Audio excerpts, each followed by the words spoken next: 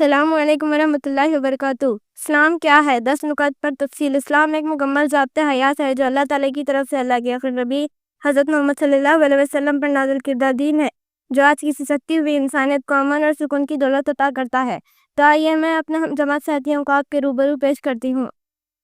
السلام علیکم ورحمۃ اللہ وبرکاتہ۔ قرآن مجید اسلام کی بنیادی کتاب۔ قرآن مجید اللہ کی نازل کردہ آخری کتاب ہے جو پوری انسانیت کے لیے ہدایت کا ذریعہ ہے۔ اس میں زندگی کے ہر پہلو کے متعلق رہنمائی موجود ہے جس کی حفاظت کا ذمہ خود اللہ نے لیا ہے۔ پارہ نمبر 14 سورۃ الحجر آیت نمبر 9 میں اللہ رب العزت فرماتے ہیں اِنَّا نَحْنُ نَزَّلْنَا الذِّکْرَ وَإِنَّا لَهُ لَحَافِظُونَ۔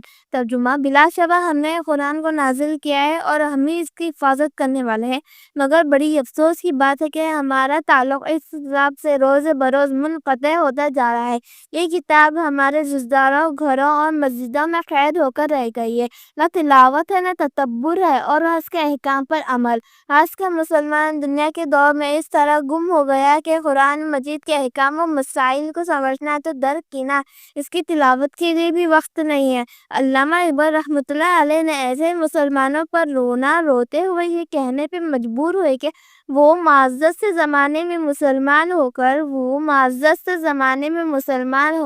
اور ہم خوار ہوئے تارک قرآن ہو کر۔ اللہ ہم سب کو قرآن کے مطابق زندگی گزارنے کی توفیق نصیب عطا فرمائے، آمین۔ السلام علیکم ورحمۃ اللہ وبرکاتہ۔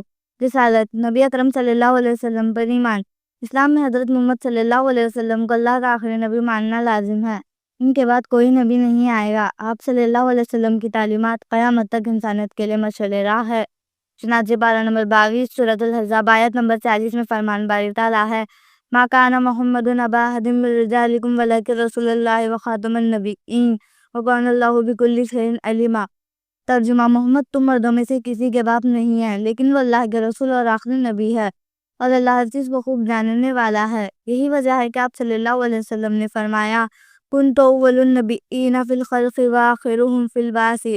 میں خلقت کے اعتبار سے انبیاء کرام میں پہلا ہوں اور بعثت کے اعتبار سے آخری ہوں۔ اللہ ہم سب کو ختم نبوت پر یقین رکھنے کی توفیق عطا فرمائے، آمین۔ السلام علیکم ورحمۃ اللہ وبرکاتہ۔ اخلاقیات اور کردار سازی۔ اسلام سچائی، دیانتداری، عدل، صبر، تحمل، رحم دلی اور حسن سلوک پر زور دیتا ہے۔ دین اسلام نے ہمیشہ اپنے چاہنے والوں کو محبت و نرمی کا درس دیا ہے اور انہیں سختی اور تنج مزاجی سے باز رہنے کی دعوت دی ہے۔ رسول صلی اللہ علیہ وسلم کے چہرے سے محبت و نرمی ہمیشہ نمایاں رہتی اور آپ تمام کے ساتھ محبت و نرمی سے پیش آتے تھے۔ پارہ 30 سورہ عصر میں اللہ تعالیٰ فرماتا ہے وَالْعَصْرِ إِنَّ الْإِنسَانَ لَفِي خُسْرٍ إِلَّا الَّذِينَ آمَنُوا وَعَمِلُوا الصَّالِحَاتِ وَتَوَاصَوْا بِالْحَقِّ وَتَوَاصَوْا بِالصَّبْرِ۔ زمانے کی قسم کہ انسان نقصان میں ہے مگر وہ لوگ جو اچھے اعمال کرتے رہے اور صبر کی تاکید اور حق بات کی تلقین کرتے رہے۔ یہ سورت حسن اخلاق اور کردار سازی کے مسئلے میں سب سے زیادہ حیثیت رکھتی ہے۔ اللہ تعالیٰ ہم سب کو حق بات کی تلقین اور صبر کی تاکید اور عمل صالح کرنے کی توفیق عطا فرمائے، آمین۔ السلام علیکم ورحمۃ اللہ وبرکاتہ۔ فرشتوں پر ایمان۔ مسلمانوں کا عقیدہ ہے کہ اللہ تعالیٰ کے فرشتوں کو تسلیم کیا جائے، جیسا کہ آپ صلی اللہ علیہ وسلم ارشاد فرماتے ہیں ان الایمان ان تؤمن باللہ وملائکتہ وکتبہ ورسلہ والیوم الآخر والقدر خیرہ وشرہ۔ ایمان یہ ہے کہ تم ایمان لاؤ اللہ پر، اس کے فرشتوں پر، اس کی کتابوں پر، اس کے رسولوں پر اور اچھی بری تقدیر پر۔ اللہ ہم سب کو فرشتوں پر ایمان رکھنے کی توفیق نصیب فرمائے، آمین۔ السلام علیکم ورحمۃ اللہ وبرکاتہ۔ اسلام کا بنیادی عقیدہ توحید ہے، یعنی اللہ ایک ہے، وہی عبادت کے لائق ہے اور اس کا کوئی شریک نہیں۔ یہ عقیدہ انسان کو ہر طرح کے شرک اور باطل عقائد سے بچاتا ہے جس کا انکار انسان کو ہمیشہ کے لیے واصل جہنم بناتا ہے۔ چنانچہ ارشاد رب العزت ہے پارہ نمبر 6 سورۃ المائدہ آیت نمبر 72 انہ من یشرک باللہ فقد حرم اللہ علیہ الجنہ ومأوہ النار وما للظالمین من انصار۔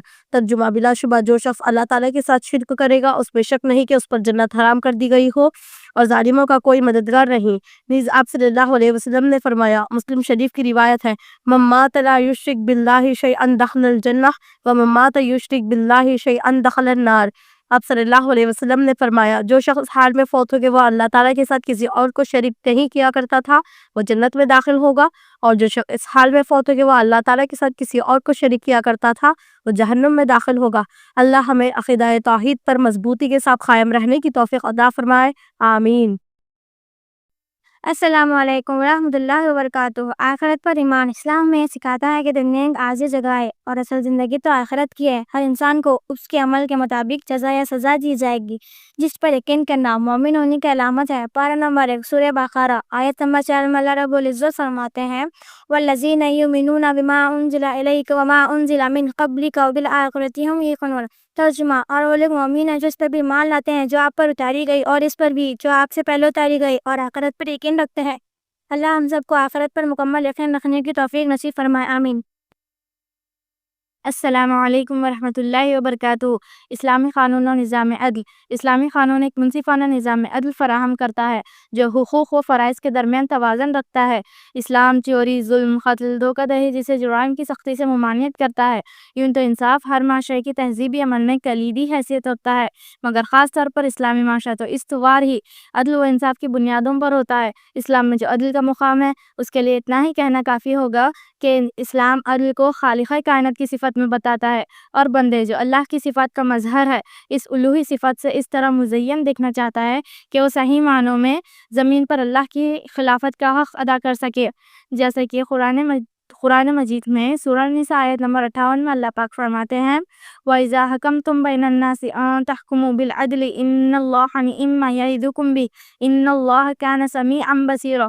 اور جب تم لوگوں میں فیصلہ کرنے لگو تو انصاف سے فیصلہ کیا کرو، اللہ تمہیں خوب نصیحت کرتا ہے، بے شک اللہ سنتا اور دیکھتا ہے۔ بخاری شریف کی روایت ہے کہ آپ صلی اللہ علیہ وسلم نے ارشاد فرمایا سبعۃ یظلھم اللہ فی ظلہ یوم لا ظل الا ظلہ الامام العادل۔ 7 آدمی ایسے ہیں کہ اللہ انہیں اپنے عرش کے سائے میں جگہ دے گا جس دن کے اس کے سائے کے سوا کوئی سایہ نہ ہوگا، اور ان میں سے ایک وہ ہوگا جو انصاف پسند بادشاہ ہوگا۔ اللہ ہم سب کو ہر معاملے میں انصاف پسند بننے کی توفیق عطا فرمائے، آمین۔ السلام علیکم ورحمۃ اللہ وبرکاتہ۔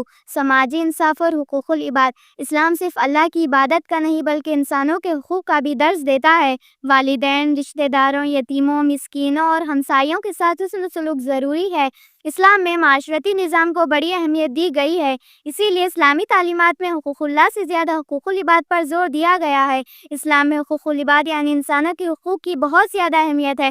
اللہ تعالیٰ نے قرآن مجید میں بارہا ہمیں حکم دیا ہے کہ ہم ایک دوسرے کے ساتھ حسن سلوک کریں اور ان کے حقوق کا خیال رکھیں، اور حضور صلی اللہ علیہ وسلم نے بھی فرمایا بہترین مسلمان وہ ہے جو دوسروں کے ساتھ بھلائی کرے اور ان کے حقوق کی ادائیگی میں کوتاہی نہ کرے۔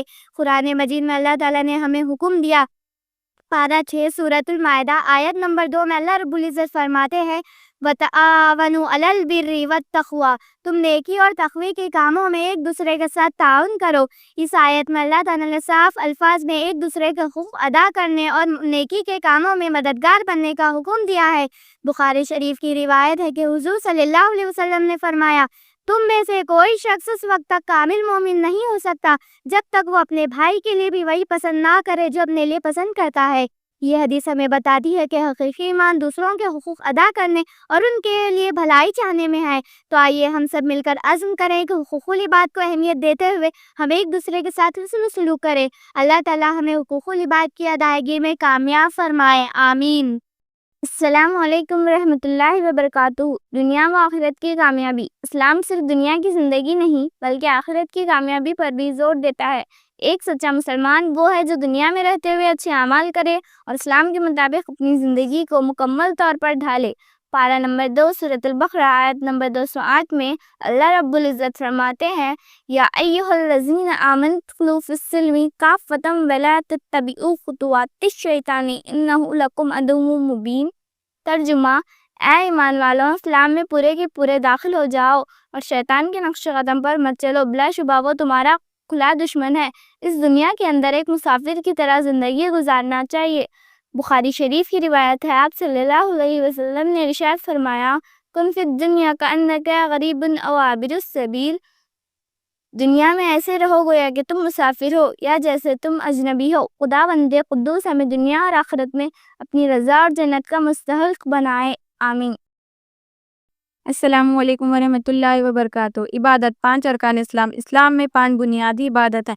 بخاری شریف کی روایت ہے جس میں آپ صلی اللہ علیہ وسلم نے ارشاد فرمائے بنی الاسلام علی 5 شہادت اللہ الہ الا اللہ وان محمد رسول اللہ واقام الصلاۃ وایتاء الزکوٰۃ وصوم رمضان وحج البیت لمن استطاع الیہ السبیل۔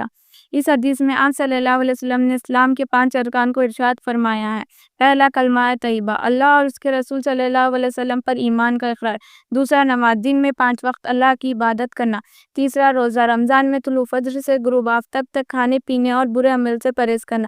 چوتھا زکوٰۃ، مال کا ایک حصہ مستحق افراد کو دینا۔ پانچواں حج، صاحب استطاعت افراد پر زندگی میں ایک بار حج کرنا فرض ہے۔ اسلام کے مذکورہ ارکان میں سے ہر ایک پر ایمان لانا فرض ہے۔ کسی ایک رکن کی فرضیت کا انکار کرتے ہوئے اسے ترک کرنے والا کافر ہو جائے گا۔ اللہ ہم سب کو ارکان اسلام پر ایمان اور یقین رکھتے ہوئے عمل کی توفیق نصیب فرمائے، آمین۔ السلام علیکم ورحمۃ اللہ وبرکاتہ۔ نتیجہ، محترم سامعین، آپ کے سامنے اسلام کے مطابق ذکر کی گئی تمام بنیادی باتوں سے یہ بات عیاں ہو جاتی ہے کہ اسلام ایک مکمل دین ہے جو عقائد، عبادات، اخلاقیات، سماجی انصاف اور قوانین کا مجموعہ ہے۔ یہ دنیا و آخرت میں کامیابی کی راہ دکھاتا ہے اور انسان کو امن، محبت اور عدل و انصاف کا درس دیتا ہے۔ اسلام اللہ کے آخری نبی سیدنا محمد مصطفیٰ صلی اللہ علیہ وسلم کی طرف اللہ تعالیٰ کا بھیجا ہوا وہ دین ہے جو نظام زندگی کے تمام شعبوں میں مکمل رہبری اور رہنمائی کرتا ہے۔ آخر میں بارگاہ عزتی میں دعا گو ہوں کہ اللہ ہمیں دین پر چلنے اور اپنے اور نبی کے احکامات اور تمام مذکورہ نکات پر عمل کرنے کی توفیق عطا فرمائے، آمین۔